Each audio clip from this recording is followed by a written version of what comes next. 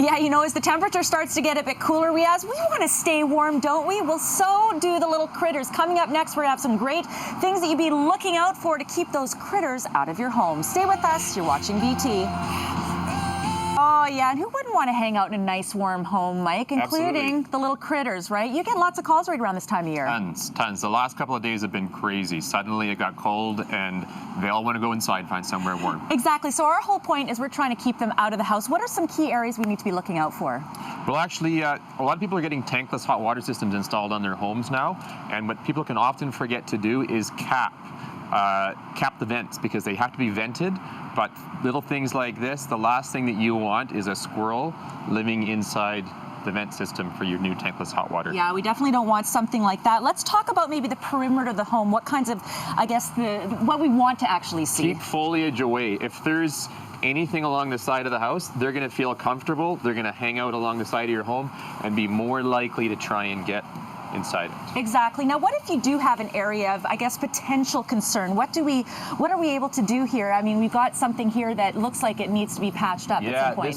This is a hole that has more than enough space for more than one type of critter to get inside. In there too? Absolutely, yeah. Really? A bit of copper wool, some wire mesh, something like that. So there are definitely some easy solutions that the homeowner can use to seal that off. Well, and obviously at this point, we're just trying to keep them out. So coming up in the next segment there back at the station, we're actually going to show you how you can, I guess, get a little bit of a Band-Aid solution until such time as you might need to hire a professional. We're hoping it doesn't get to that point. But if you do need someone like this, Mike can help you out. You can give him a call, or of course check out his website for more details, Michelle. Absolutely, Michelle. And you know, before in the last segment, we showed you that this could possibly be an entryway for the little critters. Well, guess what? Some simple tools like this can help fix that problem. We're going to show you how coming up next on BT.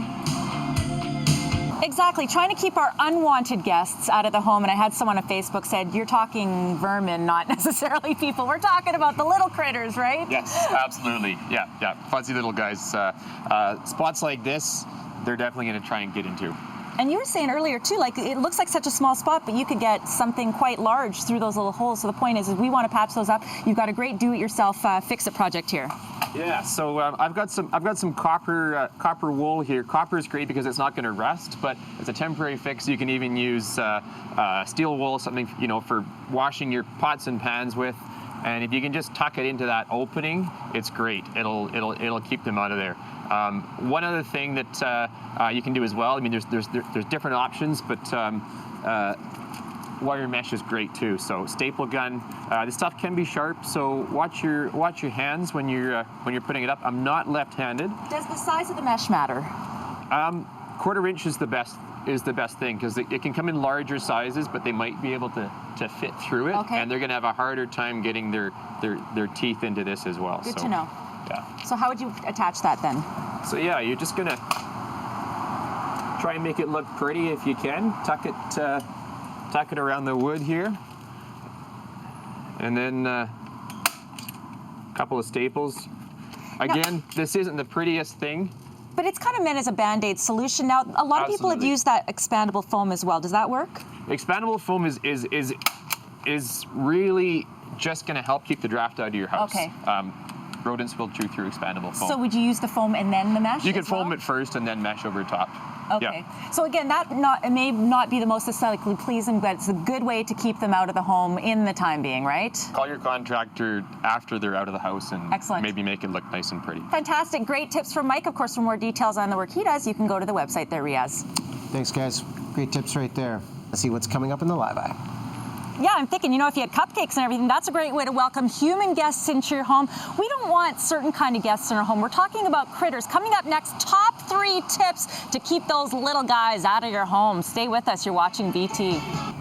Exactly. We don't want those little guys getting into our home. So we've got some great tips here with Mike. Mike, let's talk about several areas that could be of concern in people's outdoor space, perhaps with garbage first. Absolutely, yeah. If a ledge is actually lower, and I used to live in a place where it was, if the ledge was down here, they could easily tip the garbage can right over and get in it. Raccoons, skunks, no problem. And that's not a good thing. But composting, also another area we need to be concerned about. Yeah, definitely. You want to make sure the bottom of the compost is definitely flush and sealed with the ground. Otherwise, they can dig underneath. Make sure all these vents haven't been chewed and they're solid and intact, and of course your lid is on tight. Great tips. Let's talk foliage. Yeah, I mean, obviously there's always a balance of aesthetics and what's practical, but you want to try and keep foliage to a minimum, especially, and other clutter, especially as it gets closer to the house, because that's where they're going to start looking for comfortable places to hide.